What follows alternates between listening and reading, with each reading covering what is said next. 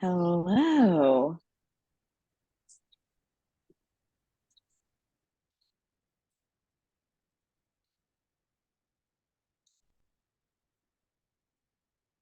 Happy Monday, ladies.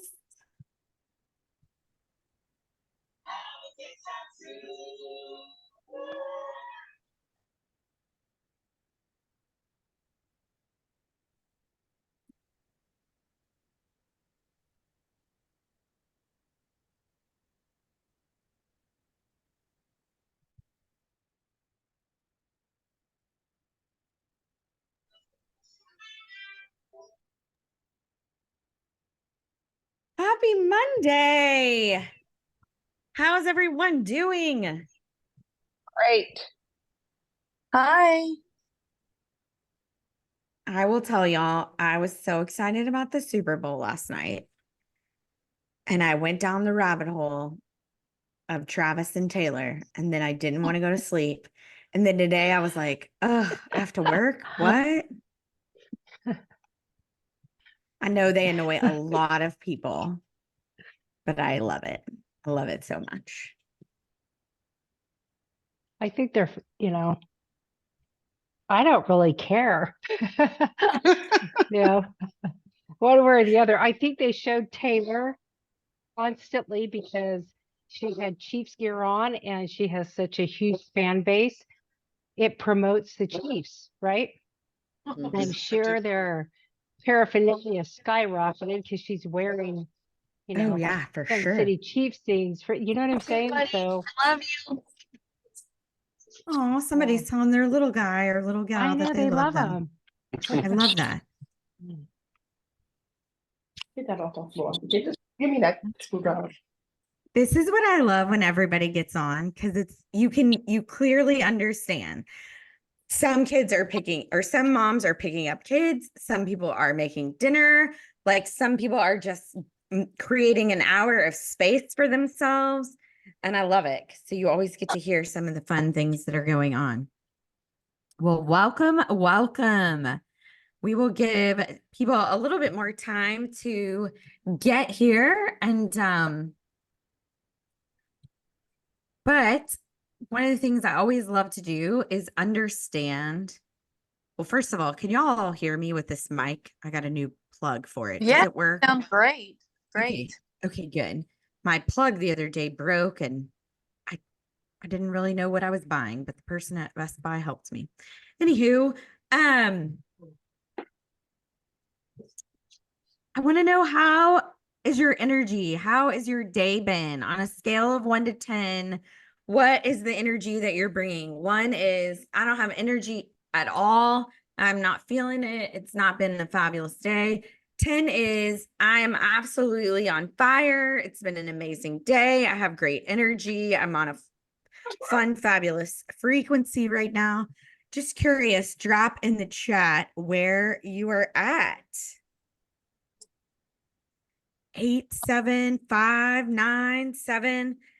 Carrie just said 5. I'm not feeling it at all. Yeah, it happens, right? It does. And it's always interesting to me to do this kind of check-in. I was editing one of my podcasts that is going to drop tomorrow. What's that? And my friend Becca is actually Oh, a real estate investor and a realtor as well. And we were talking about how we just go from one thing to the next. And we're always so busy that sometimes we don't stop to check in and see, like, how am I feeling?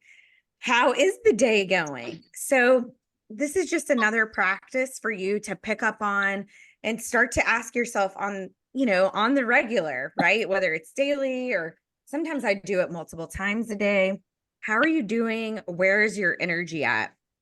I saw something on Instagram, and I don't know if anybody else does this, but I saw something on Instagram today that talked about how you should break your day up into 4 quarters, right? Because sometimes what happens in the morning, we'll just let it ruin the rest of our day.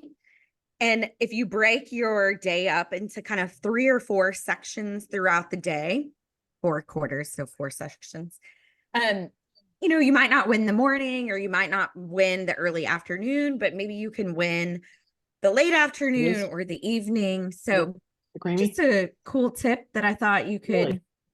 you might use. So with that, it is 6:06 my time. And I am super excited. As many of you know, Irene is my co-host and helps us get all of the amazing speakers lined up for our weekly Monday call. And Irene has been going forward working on buying businesses. And there have been so many of you who have reached out to her to say, what are you doing? And what are you learning? And what's working and what's not working? And Irene and I were chatting and she said, hey, let's just do this as one of our Monday night calls. That way she doesn't have to do 97 one-on-ones. We'll actually have it in a recording. She'll be able to share that with other ladies and men, I guess, if she wants to. And so we are going to turn it over to Irene, and she's going to talk to us about finding and financing cash flowing businesses. So take it away, my dear. Thanks, Katie. Can everybody see my screen? Yes. Okay, I just put together this slides like maybe an hour ago, so it's a little simple, but at least hopefully facilitate some of the talking points.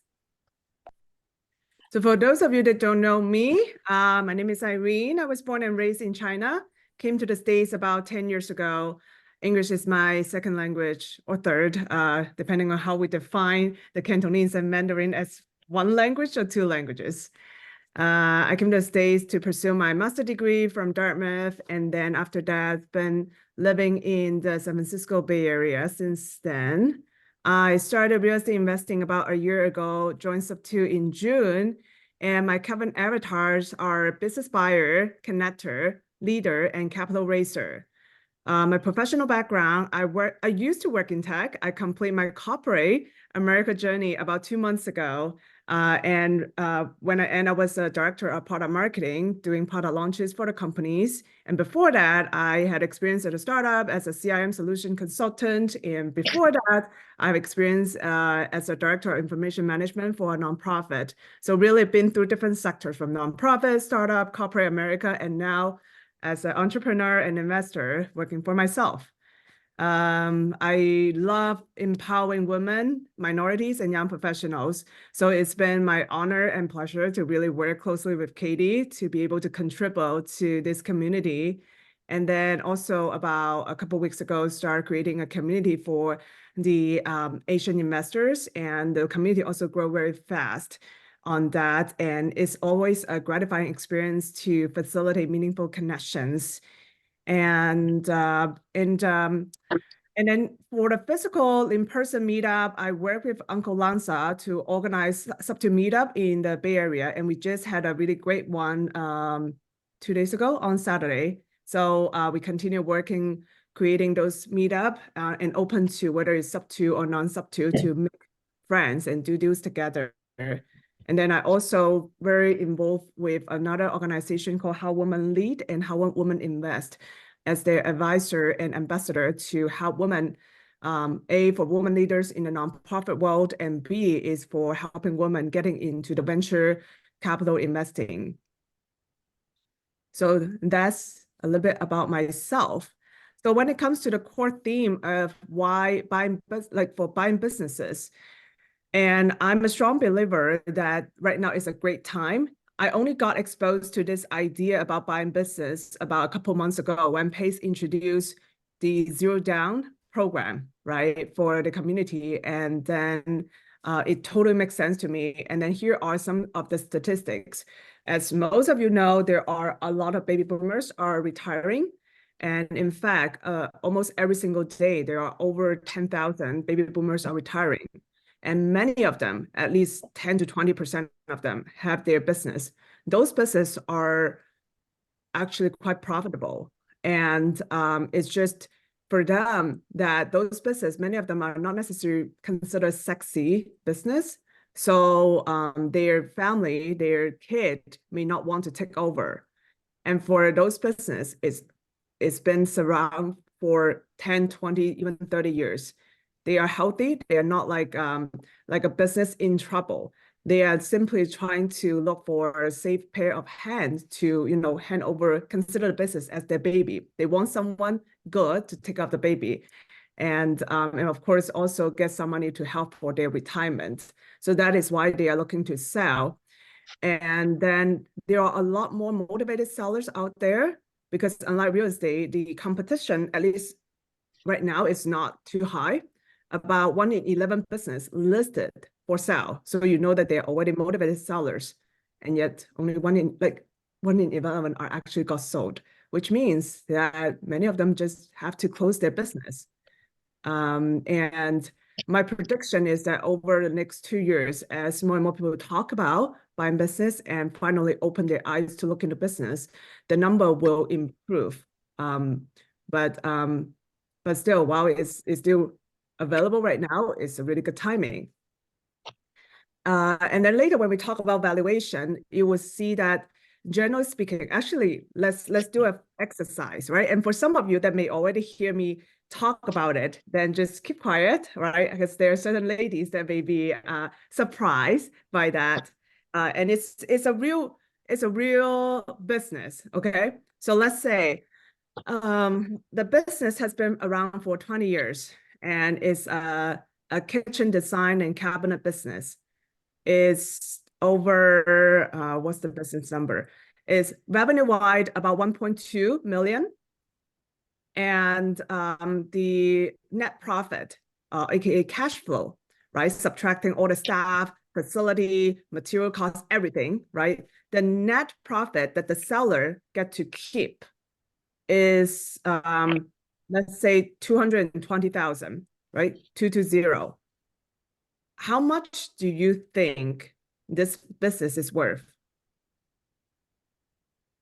So 1.2 million in terms of revenue, 220,000 in terms of cash flow. If the seller are willing to sell and the buyer willing to buy, what will be a fair price? So I'll give you 10 seconds to think about it and write a number, whether you put on a chat or just write on a piece of paper.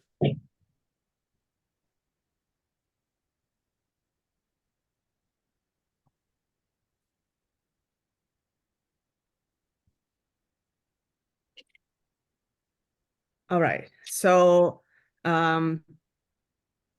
anyone would like to make a guess?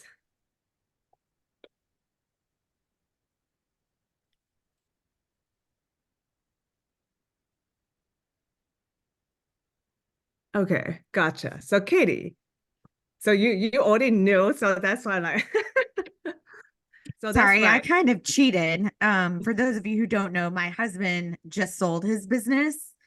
So we've been through all of this and it's crazy. So keep going, Irene, because 5 years ago, I was thinking totally different. Mm-hmm. Yeah. So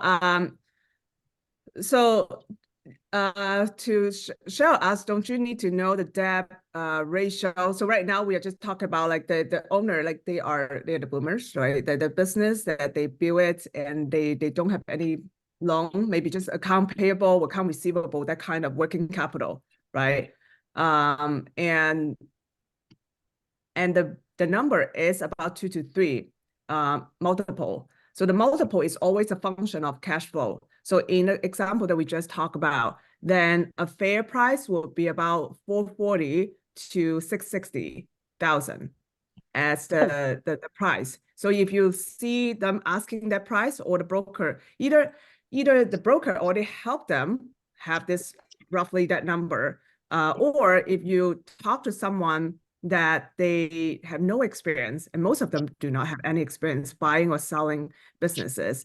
And so when you have a conversation and go to, I don't know how much is my business worth? And then instead of thinking that it would be like a super complicated financial modeling and all the thing, which we could go to that route. There's a little nuances, but just a rule of thumb, pushing 2 to 3. I would say when it's on market deal, it's more likely to be 2.5 to 3.5, that range. If you get to something that is multiple of 2, that is fairly good deal. Okay, let's keep going. And then now one thing is very important is defining your buy box. Just like in real estate, right? That you could buy property anywhere. But it's important to specify that buy box because there are different risks of that. So a few things to consider. For example, does it matter how long this business has been around business? It may be not as important, or maybe it is. For me, I always prefer business at least been around for at least 10 years. That give me an indication that it's not something that just been around for a few years, that it hasn't gone through the difficult time for economic downturn. So I like the business that has a little bit more resilience. In terms of revenue number, I like something that at least more than $1 million US. And the EBITDA is just a fancy accounting term, but you look at the financial statement, essentially is the net profit and then add back the depreciation and amortization. And then sometimes you see the word SDE that stands for solid discretionary earning. Usually how that interpret is usually is the EBITDA, or consider is the fancy word of cash flow, plus how much the seller is paying themselves in terms of salary. And maybe when you look at the financial statement, that you also see some items like their life insurance that they listed as a business expense, but really is a personal expense, which a rule of thumb is when you go into business that to see whether it's anyway it will occur, or whether it's actually can go to your pocket, that you can decide. And then on the other side, in some business, the owner may have the real estate property, and for some they would have a line item to buy how much it pay as rent. For some it just doesn't. But then when you come to buy the business, then it's a rent, right? Unless you also own the property, then it's the expense go to your equity. But just look at some of the expense items, that which ones are actually to the seller's pocket and which ones they are not. And then you can adjust the cash flow into what they call the seller discretionary earning. So again, just like if you become the buyer, that how much you will get to keep to your pocket before the debt service. This is before the debt service. And then in terms of number of employees, how many employees do you, that is important in the business? At least from my perspective, I don't want business that only have 2 employees, because when the seller is gone, then it will be only depending on one person, or even then it's a huge risk for me. But then if it's a little bit more stable organization, have a good stable number of employees and staff, then I personally feel more comfortable to manage that. And then for reason for selling, so you would notice that when you start exploring for business for sale, some business they are selling because the owners are looking to retire. Some business they sell because they are looking for the entrepreneur have been bored, and then or that they have so many on at hand that they want to focus on something. There are many different reasons. Not all the reason is for retirement.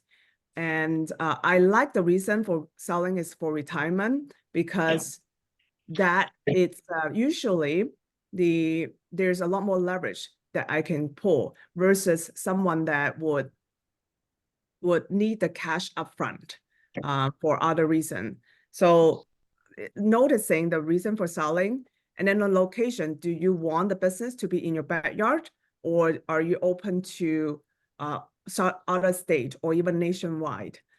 My buy box, I am open to nationwide, but that is very particular reason that I'm looking for acquire multiple different businesses in the same sector and do roll up.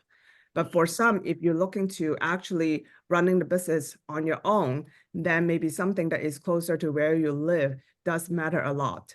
On the industry sector, what sector do you know and understand? So in Carl's Steelmaker Protege program, it talks about, you know, what's your lane, and stick in your lane. That lane, it may be because of your professional experience. Maybe you work in accounting, maybe you work in marketing, maybe you work in, maybe you have a very active flipping business, something that you actually understand. And then there's skills that you can leverage and relationship you can leverage. One mistake, or not as a mistake, but at least a big risk that I see is very important to incorporate is don't just want to buy a business because it has huge cash flow, but haven't thought through how are you gonna maintain and add value to that business. Because yes, for the business that been around for 10, 20 years, the risk of you tanking the business should be lower than if you were to start a business from scratch. But it is still possible if you knew nothing about the industry and you don't have a partner that know the industry, right? So it's very important. So for my buy box, I have 3 buy box. The first is the kitchen cabinet and kitchen design. I have that sector because, not because I'm from that background, but because I have a partner that has been a kitchen designer, interior designer and carpenter for 18 years, have really good experience, know how to even import high-end cabinet from Europe to the US. And then I also have another partner through friend of friend that have huge factories in China and Indonesia that know and have experience importing from Asia to the US.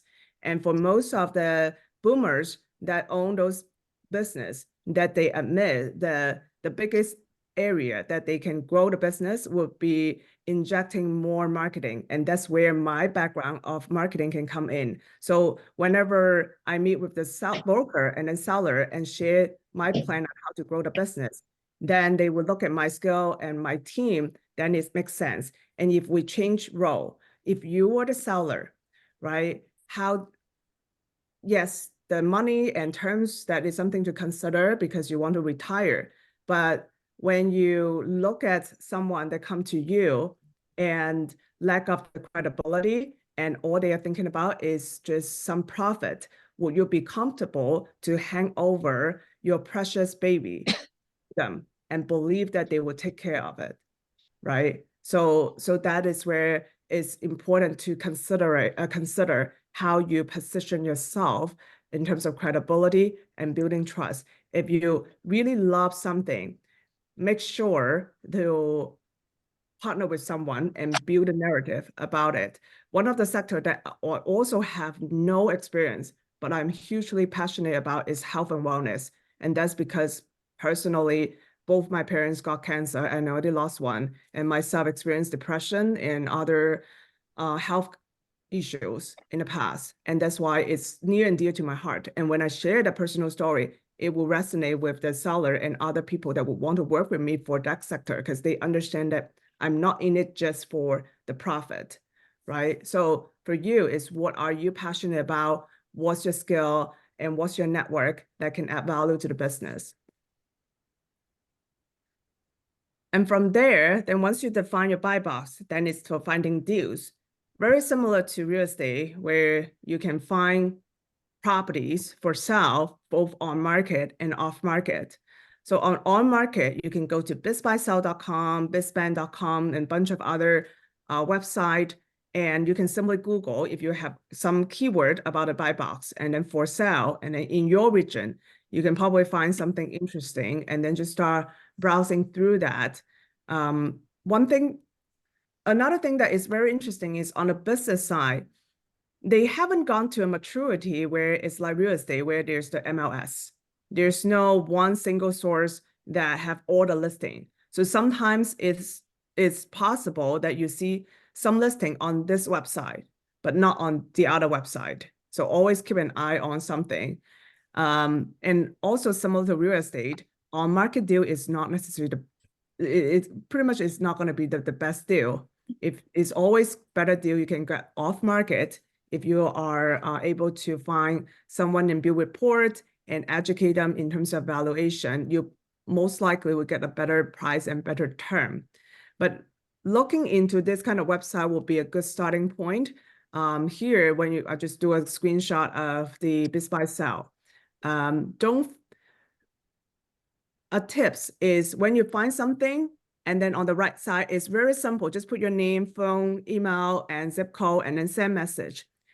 After you send, what's going to happen is then usually those broker will send you an automated email, ask you to sign NDA, and then once you sign, usually DocuSign, some may give you like a paper version that you need to sign, but very, very simple. Once you have that, they will share with you a packet of confidential information memorandum. It's essentially like those packets where it will summarize on the business name, like where it's located, what's the overview of the business, the last 3 years financials, and where the seller see the growth potential. Like a very, very comprehensive thing. So for me, in the past month or so, because I know my buy box, so I just use the keyword cabinet and look at almost every listing there is on Biz Buy Sell, and by just keep saying interested to have, I think I read at least 15 to 20 of those CIM documents to get a really good grasp of the industry. And once you do enough reps, then you start develop a good intuition about when you look at the numbers, what is something that is good profit versus something is really off in terms of the margin and the customer composition. So make sure and don't worry about, if you do that, would it get very serious or anything? That this broker's job. So just stand interested to start exploring. Off market, once you identify your buy box, right? Instead of just telling people, oh, I'm interested in buying business, get a little bit more specific, because that way, then people would, when they would see something, they would remember you are interested in that and may connect you with the seller. And then if you close the deal, you just pay a connector or finder's fee for that. Another very good way that I see in the community is people ask others like attorneys, CPA, financial planner, because those are the people that often work with business owner. And so if you have relationship or build relationship with them and said you are looking for business to buy, and have them, if they know anybody, they give you referral, and then you pay them. If you close the business, they will be more than happy to help you, because they just make an introduction, they get a pretty good, a couple thousand connection fee and a connector fee, a finder's fee. And B is that they might be able to also get the job for the project for due diligence. So it's a really good thing that they would want to help you. And then last but not least, there are also people that start doing wholesaling in business, just like real estate, where they have no interest in owning the business, but they love finding those off-market deal and then sell it to buyers. So making relationship with that will be a good way. In terms of valuation, this is a YouTube video. So follow Carl Allen. He's a great person. I would say if, Pace is the king, Pace Murray is the king of creative finance, I would say Carl Allen is the king for business acquisition. Not saying that you have to join for the mentorship program. Just check out his YouTube channel. There are a lot of videos that he posts. Actually, it's the deal analysis and review that he has with students. And then on the right-hand side, there's something that is more complicated in terms of financial underwriting, but this is a relatively simple model. You just plug in the financial number from the financial statement, and then you will calculate on what will be the maximum offer price and whether it's enough, the business cash flow is enough to cover the debt ratio.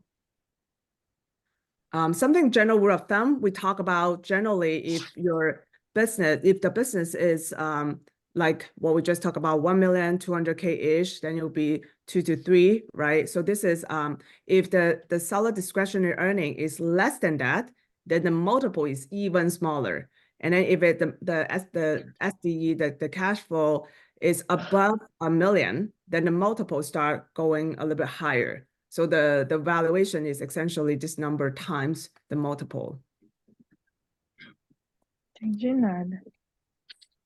And then on the financing, so making offers, right? Once you calculate each deal, and then when you calculate certain number that you feel is appropriate, that you can pull the trigger, then make those offer. And a good trick is make two offer. We call it two offer structure. One is if the asking price is, let's say, 700K and it's at the multiple of 3, you may negotiate to say option 1, the offer 1 is give them, let's say, 620, 630, like at a discount.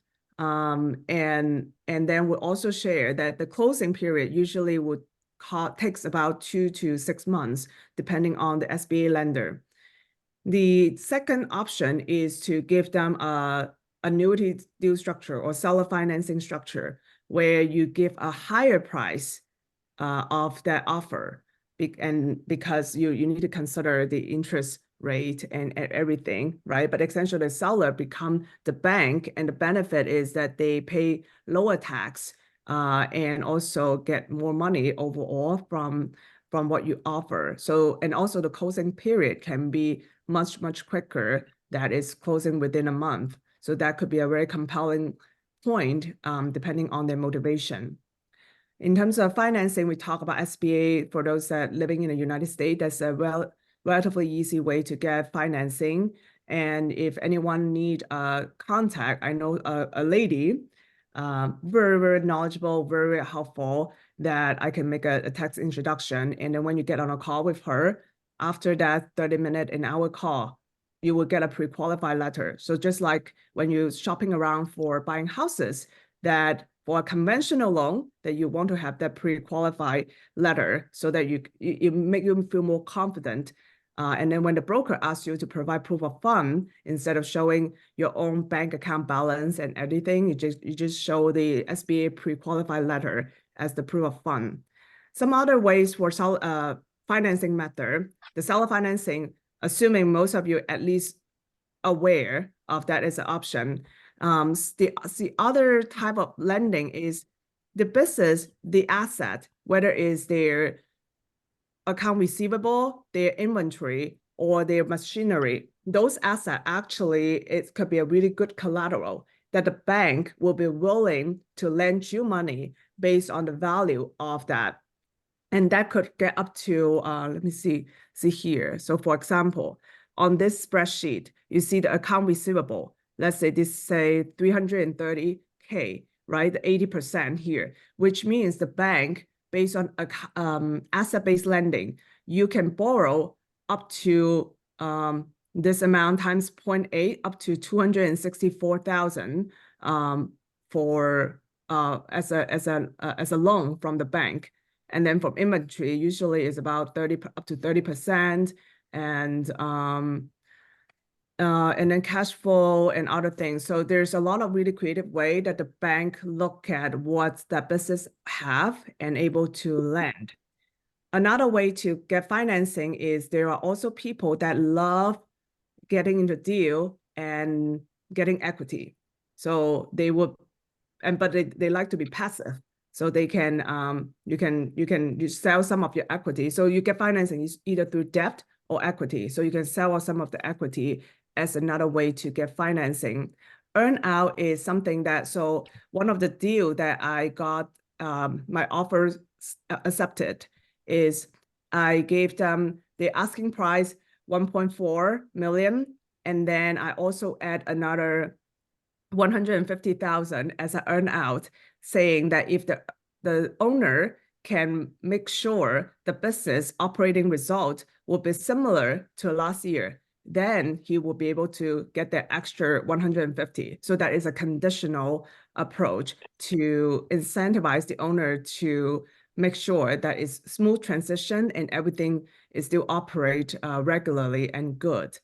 And the last but not least is the equity rollover. So this one, I'll share that business on my case that I'm trying to roll up multiple business, so and really aggressively growing. So one way that the owner will be interested is instead of just getting the money in cash, I can give them the option to put some of that money that instead of cash, that they buy back some of the equity and then roll it over, so that they enjoy as I grow the business over the last couple of years, whether I spin it off later or continue, that they actually, the amount would grow and generate more cash flow and even higher exit or higher value when we exit it.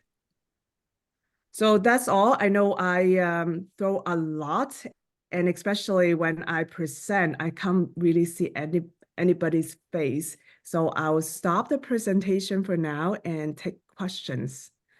Oh, by the way, for my deals, right now I have 2 cabinet and kitchen design business that the seller already accept my offer. So now I just need to pull the trigger to the official closing process.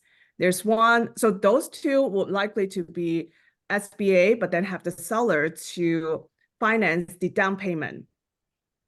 There's a 3rd cabinet business where I negotiate that they are willing to do seller financing, and now we just negotiate with the real estate part. If anyone interested in being my PML for covering the outstanding balance, would love to have a chat. And then also make sure to network with people. My first, it's not 100% confirmed, but let's say fingers crossed that it's a strategic managing partner equity deal where it's over 4 million, but 4.7 million healthcare business. And the new buyer is selling 40% of the equity to 4 equity partner. So each one, so let's say I'm going to buy 10%. And that one is interesting because normally most people were just looking for a quiet, silent capital partner. But this one, actually what they're looking for is someone that not only inject the capital, but also have the ability to oversee the business for growing certain region. So that's where I am interested in going that as my first step to the healthcare business. And that is actually a very meaningful one where it's a business that provide behavioral service for people that are dealing with autism. And then there are also some other business in the pipeline that people want to partner with me. So that's all. It's a lot going on, and I hope that I don't over confuse anyone and with so much information. That is excellent, Irene. Excellent. I know we had a couple of questions come in. I answered a couple, but you probably know other things as well. So Cheryl asked, how long does an average deal take to close? And I answered just based on what our experience is, but would love to know what your research has said. So based on my research, and also I'm in the deal maker protege program, so the people that actively doing deals, right? So if it's completely just a seller finance deal that there's no bank involved, you can close it within 2 weeks. If you involve bank, some on average 2, 3 to even 6 months of that. That can take quite a while, and some horror story that even longer than that. So it really depends, but it's generally about that range. That if you off, it doesn't even need to be off market, but just, you know, if it doesn't involve the bank, it's much quicker. Yeah. And I will say we did not involve a bank. It took a lot longer. And so one of the things that you have to think about is that not every small business owner has all their numbers like in check. So we didn't just try and sell one time. I mean, this was like a multi-year, like 4 different times trying to sell. And that's the other thing that I was going to mention. And I know Irene and I have talked about this, is that there are some businesses, like think of your own real estate business. So like Caitlin, I'm going to pick on you for just a second. Caitlin is a TC. Caitlin is getting her TC business off the ground. We would call Caitlin a business owner, but Caitlin's business is not sellable because she has created a job for herself. So some small businesses, like some cabinet makers, let's just pick the cabinet maker or the healthcare, right? Like some med spa people, right? They don't actually have a business. They've created a job for themselves. They might be making really great money, but unless you want to take that over and slip into their job, that's a different kind of thing. And I know when Shane first started to sell his company and he listed it with a broker, the broker came back. Every single person that signed the confidentiality agreement was like, you just created a job for yourself. So then it took multiple years for him to design the business and grow the business in a way that he put the people around, just like Irene said, so that when he sold, it wasn't just him and two other guys. Okay, one other question, and then Fanji, I'll get to you. Megan asked, would you suggest starting with a business that's small, say like a mom and pop restaurant that's been popular for many years, as opposed to a chain or a franchise? So on that one, so first of all, a few things, and take it as my personal opinion, and also happen to be my mentor's opinion. So I don't like franchise because you are always going to be capped on how much you make, and also it's going to eat up so much of your margin. So I don't like franchise, and I don't like restaurant just because the margin usually is low. And then for some of the business like laundromat and car wash and self-storage, self-storage, I don't have a strong opinion about that. If I have a really good operator, I'm totally open to that. On laundromat and car wash, I know it's very, very popular, right? That especially on right now on social media, people really talk about that. I think it's a great lifestyle business. Personally, I would not buy that for myself just because A, I don't think I can add much value, and B is it's just you can easily do the math to know where the upper that it cap a certain amount because there's a capacity on how many customers you can serve in total, right? And so I like business where I can really grow 10x it. But for this kind of business, unless the shop is really sucks, I just cannot see how I can possibly grow it to not just double or a couple times of the current revenue. So that's where it's not my cup of tea, but it could be someone else. Fanji, and am I saying that right? 繁殖. Fanju. Yeah. Yeah, go for it. Yeah, thank you, Irene, for sharing this. It's like a new word to me. And I have two questions. The first one is that like when it comes to real estate, when sellers selling it in seller financing or subject to they have their own pain points. But like in business buying, what's an example of the pain point if the seller want to go sub to or seller financing? It's not so you mean seller finance for the business? Yes.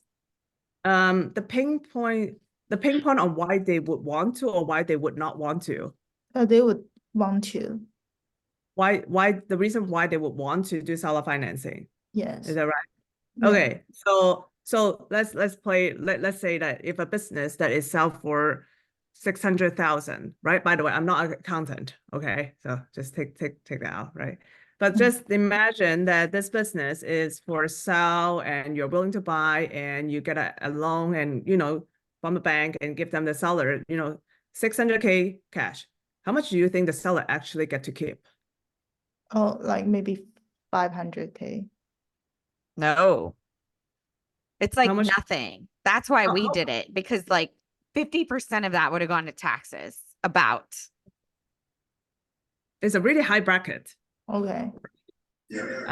So it's huge amount to pay to IRS. Oh, gotcha. Especially when you have the business, it's not real estate. With real estate, the capital gain is that you have a purchase price that this property that you bought it 10 years ago, right? So the capital gain is only the delta for whatever the appreciation that's gone through for the last 10 years. For business, when you start from scratch, where is your purchase price, right? So that the amount for taxable income would be much higher. Second is, so that is one of the pain point. And for tax savvy business owner, they get that. Usually they get that. So you just need to remind them a little bit, right? And then, and just like real estate, people that willing to do seller financing is usually not because of pain, but because of the gain, right? Save tax is one gain, and overall, so instead of, hey, Fanja, I make you, one offer is 600K, and then you get maybe half of it to your pocket, right? By the way, if you're a broker, have a work with broker, you also need to pay 10% of that purchase price. So first, 60K gone to the broker. and then another half of it that is, you know, to IRS. But if I said, hey, what about for seller financing? I give you 750 or 780, right? I need to do the math, but let's say that way for 10 years. And each year you get 75K. So your tax bracket each year is much lower, right? And then overall, you get not only save money from the tax, but also overall, I give you a much higher purchase price. So that's why it's really good. Now, is there a risk? Of course, there's risk. The risk is, despite you can provide promissory notes, and if it's completely just seller financing, they're going to be always in the first lien position, right? So if you are not paying them, they have the right to take back the business. But unlike real estate, right? If you take back, that there's still a pretty good fair market value. But then if you miss the business, that you are really tanking the business, like really to tank it, to burn it, then the seller, like even he can take back the business, what's the value of that, right? So there is that risk. So for people that there's the you know, the benefit, get it, then is to look at you as the potential buyer. Can I trust you that if I'm going to lend you for 3, 5, 10 years, that the business is going to be okay, that you will have the ability to use the business cash flow to pay me back? Gotcha. Thank you. And my second question real quick. So if I'm a one without any management knowledge and I want to be like buying business, and I think the best way is to find a partner. How can I find a partner that match my passion and background? What's your experience with that? One way is, I mean, networking, right? I think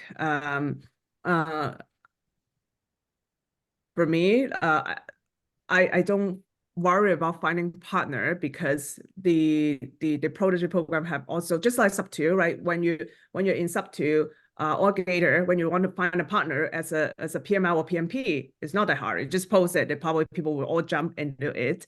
But in this case, then you need to specify a little bit about what kind of at least what kind of sector.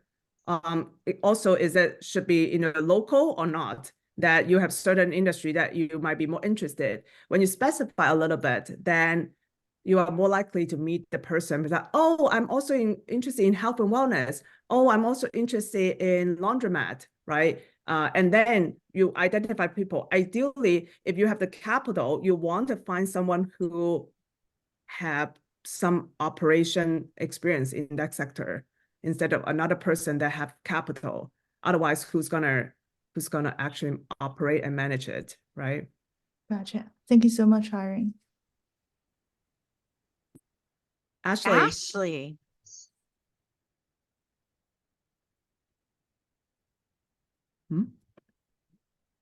Ashley, you're on mute. Oh, hi. Can you hear me? Yes. Hey, thank you so much for Katie and Irene, your time. And this is a great presentation, Irene. I recently follow your journey. And I have 2 questions. The first question is, between real estate investing and the business. I'm under the impression that you are kind of focusing on the business more than the real estate. Maybe I was wrong. So I wonder, what's the benefit buying a business over the real estate, since especially the exit strategies are not quite as beneficial as buying a real estate. That's my first question. My second is easy. Yeah. Yeah. Do you want me to answer it, or do you want to say the second question as well? You can answer first. Yeah. Okay. So for me, buying business is, as I introduced my avatar, my business buyer is the first one, because, well, I complete my corporate journey. So I do, like, cash flow is a priority for me, right?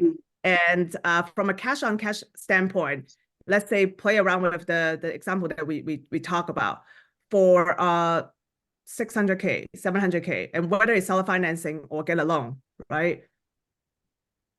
how much, like what, if I were to get a property and let's say even a decent cash on cash, that would be 10% cash flow, right? Especially a lot of property doesn't even cash flow. So let's say that, okay, if I put 600K, then I may get 60K on that. That's also is already pretty well. Versus that if I have 600K put in, that it generated cash flow of 200K. Now the 200K, of course, I need to subtract the debt service, so how much I pay for the debt. And also if there's also already a general manager to manage it, right? It's not like the 200K is complete just to my pocket. But if they already have someone manage the day-to-day and I just need to use some of the cash flow to cover the debt, I still get a much better cash flow. So that's why I like the business first. Not saying that I don't focus on real estate. For real estate, where I focus on is raising capital, right, for multifamily. So that's where I prefer, especially this year. And then also what I like about business is for certain type of business, not every business, but for the business that I'm interested in, it happens to be at least half of them also have the real estate. And think about it. So let's say in this business, that kitchen design, they have those showroom, right? We've been to those shop where it shows certain things. On the P&L side, it is expense. It's an expense for a rent. But then it also actually goes to continue build up your equity, right? And so I don't see it as an either or, it's a both and. And as I continue to acquire business to have the extra cash flow, then I, of course, will use the extra cash flow to buy real estate to offset certain income tax. So that's how I, like, at least my strategy about how I think about it. I get it. So basically you're using the cash flow generated by the business and in return to invest in the long-term real estate. That's your strategy. Yeah. Yeah. And Yeah. on the exit side, right? Some of you may be curious, okay, depending on your persona, depending on your personality, your skill, some of you, like me, that having pretty good business management experience, I don't mind. I actually enjoy manage business and manage people, right? So to me, it's a no-brainer.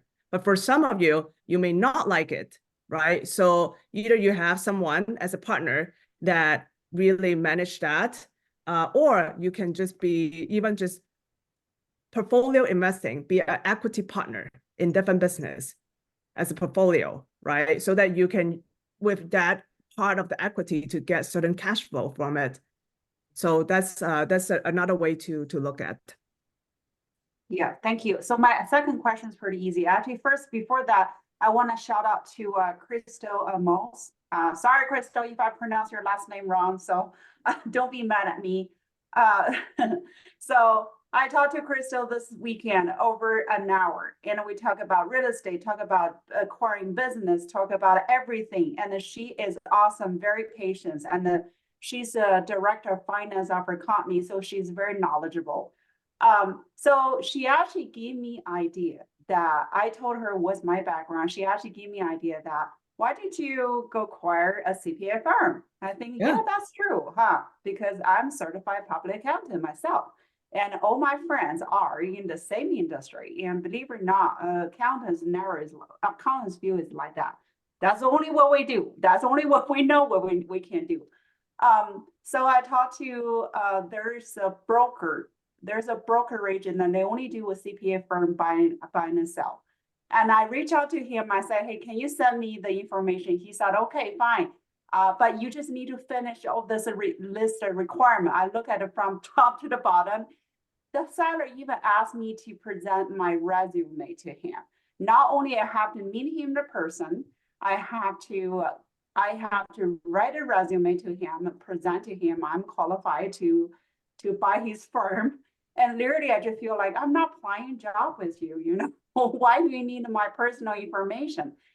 I don't even know how to respond. I mean, maybe just accountant's mindset. I have no clue. No. That's a very fair game. That's a very fair game. Again, let's change hat, right? If you are the owner, this is your baby. This is a baby that you grow and grow. you want to make sure that the person who say that they're interested in buying, that is actually someone that, legit and that you can trust. And one way that people would, as a way to see whether the person doesn't know you, right? So look at your professional background, and resume is one way to summarize your professional experience in a very short one-page format for them to filter out, like someone is complete, don't know what they're talking about, versus some that, hey, that actually seems something is impressive. So I've been asked to provide some of the resume, and sometimes I get lazy and just send my LinkedIn profile. But you get a sense that they just want to know who you are a little bit to see whether if that is a really popular business, right? That you can imagine that they may get a lot of inquiry. So it's also their qualifying process. Okay, that makes sense. So he's not totally crazy. Okay. No, it would Okay. be like if this is a CPO firm, right? I only took like one accounting class at grad school, right? And for me to take over accounting business and without any partner, I think it's legit that person should not trust me. It's a very fair game. So just think about it that way, then you understand. And then if you're really interested in that, then you can always think about how to package yourself. Right now, for example, a very interesting one, fingers crossed, we're going to have a seller meeting on Wednesday. There's a Chinese medicine and acupuncture graduate school for sale in North Carolina. And it's more personal passion that I love that.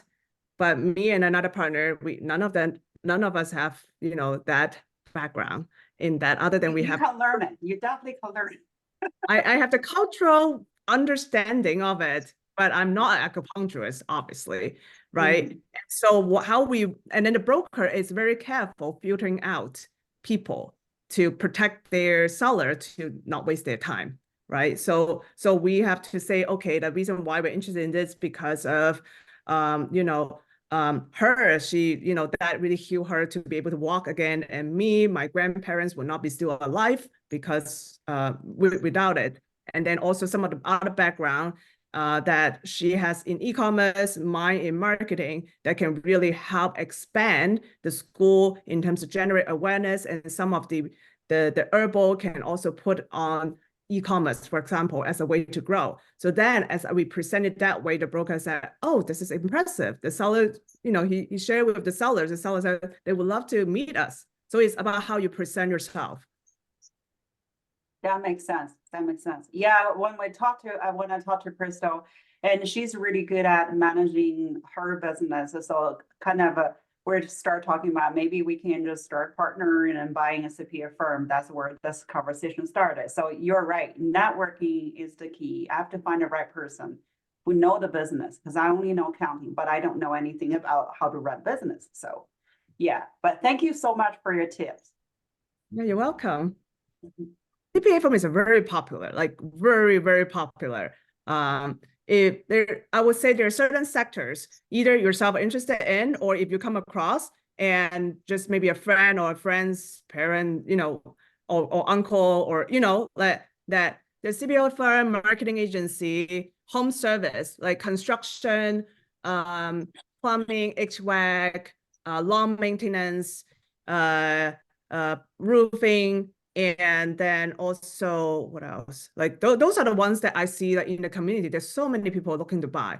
So you can easily make a pretty good referral fee, just like if you find those leads and then just share with people. And so yeah, and in that case, if you're interested in having those leads, but then you don't have the experience, then probably it's not that hard to find someone that have experience knowing that sector to be a partner for that deal. Great tips. Thank you so much. My gosh, Irene, this has been fantastic. And I personally really appreciate this conversation because I've been on the other side. And I will just say this, selling your company is a very hard decision to make. Shane and I have been married for 18 years, but we've been together for 20 something. I remember when he started his business, he spent more time with his business than he did with me. And when he went to sell, it was so important that his people were taken care of, that his customers that he had built relationships with over 20 years. I mean, we went to lunch with one of his past clients. The new owners took a different shift in the business, which is totally okay. And that's their, right? That's their prerogative. But we went to lunch on Saturday with one of his former clients who wants to get involved with us in real estate. And it's hard for him to hear that, there are people that worked for him that don't work there anymore, because this was absolutely his baby. So you have to think about these small businesses, especially in this, less than 10 or even $20 million range. Like, the people who are selling them, they have given their sweat, their tears, their energy, they've given their lives. And so, Irene, thank you for leading this discussion. I cannot wait to see what you wind up with. I know we are all going to be super, super excited and cheering you on. Like, we are going to celebrate like no other on closing day, and I cannot wait for that. I will also say I've had a business partner that went south. So if anybody ever needs to talk about that and how you unwind from that and what you should do before you get married to a business partner, feel free to let me know. With that said, it is just a couple minutes at the top of the hour, but I know some people have to run. If there's no more questions for Irene, I do want to celebrate successes. What are your wins? What are your milestones? Maybe where did you put yourself out there this week? Maybe something that went really right. Maybe you did something that scared the hell out of you, but you did it. We always want to be the place where you are supported and congratulated. And obviously, in case you don't know this yet, I'm going to say this till I'm blue in the face. The reason why we celebrate our successes is because when we do, it tells our brain to look for more ways for us to be successful. So just go ahead and take yourself off mute and shout out, what are your wins of the week?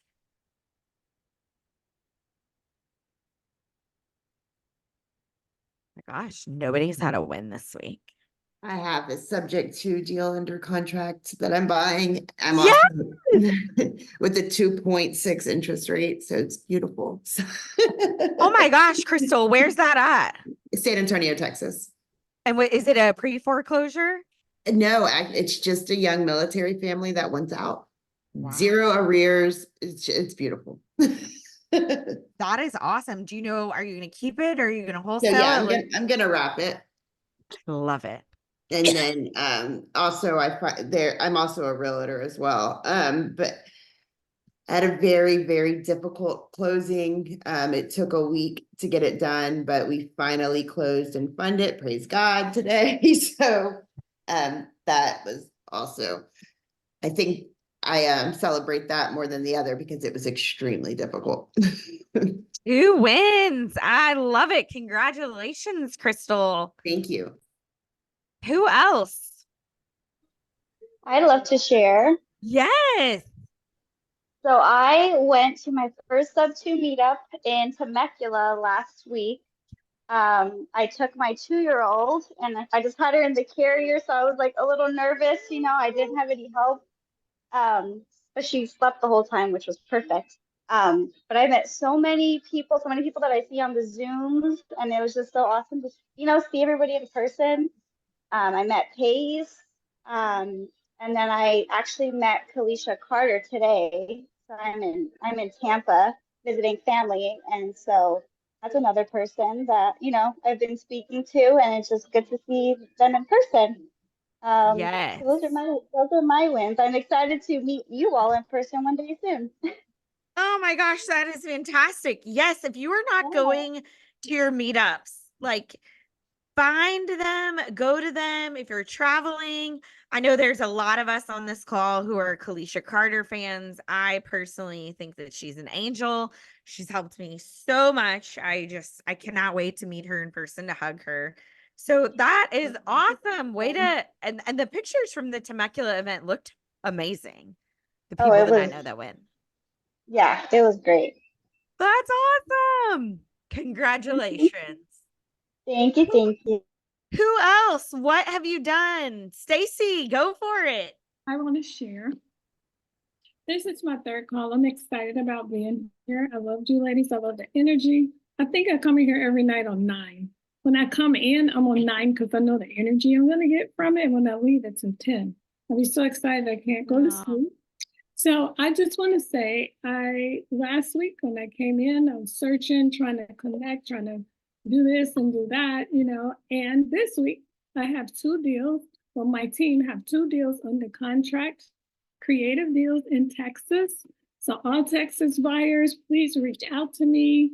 I will leave my calendar in the link. If you're interested, please hit me up. Ready to let them go. Heck yes. Where in Texas? One is in Houston, Texas, and the other one is New Caney, New Caney. C-A-N-E-Y, C-A-N-E-Y, Texas. Do you know what the zip code is? Is it 77? 77357? Yeah, so that's still in that Houston. I think that's closer to Galveston, if I'm correct, but I could be totally wrong. I'm a Dallas girl. So that is awesome, Stacy. Congratulations. Hit me up. Anybody, y'all ready to buy? We ready to let go of that contract. Love it. Crystal, tell us what's going on. Okay, well, first of all, Stacy, I may have a buyer for you, depending on what the deals look like. So absolutely let me know if you want to. I think I left my popple in the link in there in the chat, but if not, I'll put it back in there. Secondly, I wanted to thank Irene for coming on. I just started my business buying adventures, and the way that she was explaining things actually made me realize that I do know a little bit more of what I'm doing, because I do the exact same things. And so I'm like, okay, it's a reassurance. So Irene, thank you for the reassurance. It made me a little bit more confident in what I'm doing. I signed up for Squad Up, so I'm super excited to meet so many people in person. That'll be fun. This will be my first Sub 2 event. I joined in June, and then I joined a women's mentorship. It's with Heather Blankenship, and it's Women of Wealth. I don't know if anyone else is in it, but it was a big uplift, because it's almost as much as Sub 2, and I was not planning on spending that money this year, but I think that it's going to be really, really valuable, and there's a lot to learn from them, and there's a lot of really big players in that game, so I'm super excited. I cannot wait to hear more about this, Crystal. I saw your post that you were doing this. Just one reminder, not everyone is in Sub 2. So if you're not in Sub 2 and you're like, what is everybody talking about? This call originated inside Sub 2 and Gator, and now we've grown. But I'm so excited for you to do this, Crystal. I have been getting ads for her retreat. Yes, I wish I've I been have another thinking event about that it. night. Yes, Yeah. honestly, like I've seen the speakers, and a couple of them I would kill to see, and you Yeah. get access to them. And so that's one of the reasons I'm like, damn it, I can't go, because we have a charity event already pre-booked. Or else I would absolutely be back in Florida for that. I love it. Well, keep us posted. And huge congrats on going down that path of buying a business. I totally agree with you. Irene, I don't know if you know this as is a gift of yours, but you take really complex, challenging, hard things to understand, and you are able to break it down in digestible pieces. And like I said, I've sat on these calls, like understanding what it's like to go on the other side. And I was blown away. I was like, oh, I didn't know that. Oh, I didn't know that. Oh, so yes, Crystal, keep us posted on the businesses that you're buying, because we can't wait to celebrate that. Absolutely. Thanks, guys. All right, ladies, who else? I'll share. So I just got another podcast interview yesterday, and it just went live today. So yeah. I love it. We'll Yeah. drop it in the Trailblazers group so we can listen to it. Part of it that actually got me to start, and thank you for saying that, Katie, because I think that's where my background in product marketing, where my job was really to distill really complex technical product into understandable like human language understandable, right, way for people to understand the business value of it. So understanding, by buying business and real estate and all those creative, like those things to distill into something that people are not necessarily in like every day to able to understand that. I think that could be one of my superpower that I can serve people, and that give me motivation to create YouTube videos to do that for people. I love that. And I will tell you, I don't know if we have anybody for next Monday. But if we don't, I would like to talk about superpowers and how we talk about them. I know some of us have taken strengths finders. Not everybody has. Sometimes people don't know how to package it. That is one of my superpowers, is taking that information and teaching you how to package that. So so stay posted. It'll either be next Monday or the following Monday, and we're going to get that going so that, you can take these great things that you're doing and be able to go out and talk to people about it. Who else has something for us to celebrate?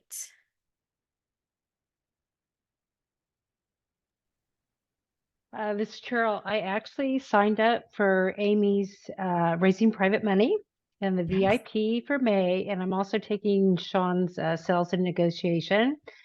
I have my hotels booked, and I have my airlines booked, and the time off, so I'm ready to go. So I can see all you ladies that are going to be there. I know some of you are probably going to be there, so yeah. Yes, I love it. So, there are several of us who are in Amy's Raising Private Money.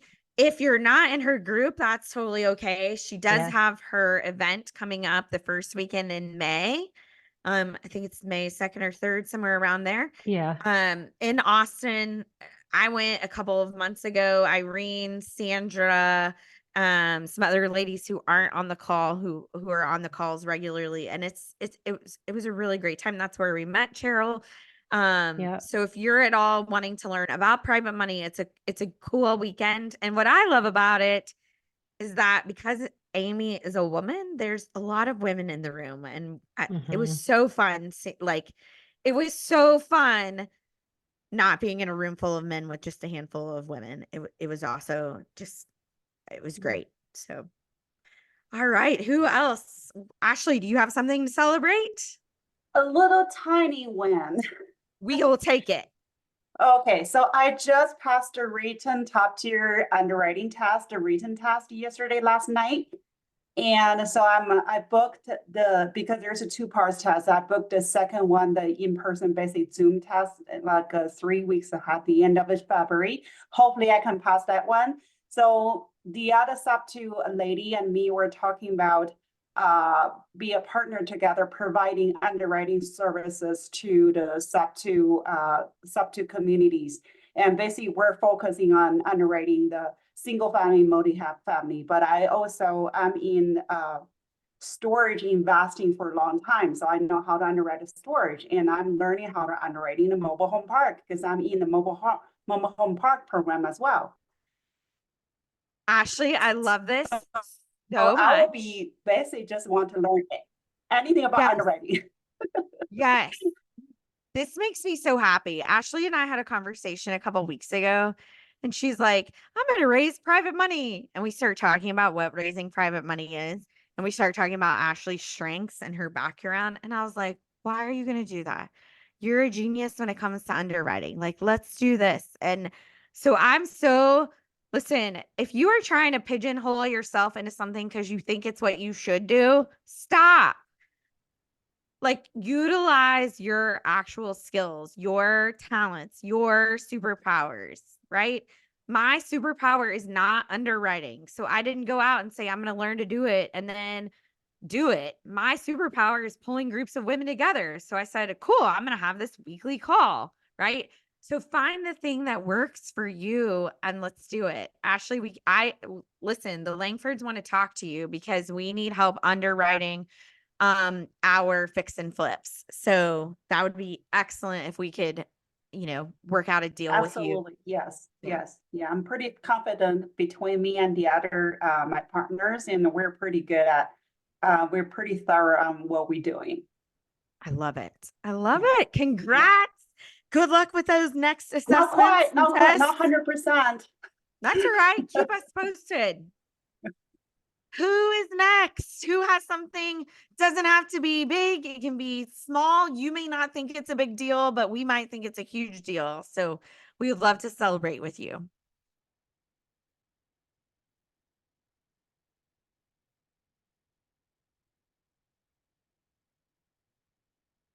I will go while you're thinking. So I launched my podcast a few weeks ago. My 5th episode or 6th episode is dropping in the morning. I'm super excited about it. The feedback that I have been getting, the text messages, the DMs that I have been getting, women just reaching out to me and saying, "Oh my gosh, I needed to hear that." It makes me feel really, really good. And some of them, especially the solo episodes that I'm doing, I'm just trying to be as vulnerable as possible. And I'm talking about some super scary personal things. Last week I talked about that not everybody wants you to win. And I really did it because when I pivoted, I had to learn the hard way that there are friends of mine who didn't really want me to win. They didn't know how to support me. And it was really, really hard. And recording that episode was really hard. But I'm just celebrating the fact that even if it's one woman that listens to it and feels that she can go on and take something on, then that's one woman that needed to hear that. So I'm excited about that. Who else? Anybody else want to end our night?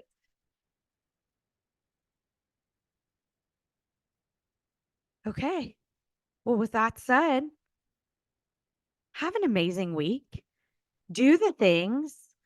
Do one hard thing this week. Do one thing that you're scared to do. Like, seriously, after this call, write down what is one thing that you've been avoiding, that you don't want to do, that makes you nervous, that maybe gives you butterflies, and commit to doing one of those things. And then next Monday, we're going to celebrate you for doing that, because it is in those challenging things. It is in that time frame where we do the thing that we think that we can't do, that we learn, that we grow, that we stretch. It is where we see our potential. And what I love about all of you amazing women is that the potential of what is possible, like, there's 20 of us on the call right now. Can you imagine the possibilities in 5 years of the number of assets that we could own, the number of assets we could be running, the amount of private money we could be lending ourselves because we've made that cash flow, the businesses that we could be owning, the businesses we could be growing, the number of people we could be employing and helping, the cultures of companies that we could be impacting. Y'all, the ripple effect, I have goosebumps. The ripple effect is insane. So go do that one hard thing, and let's all get a little bit closer to really crushing our goals. Have an amazing week, and we will see you next Monday night.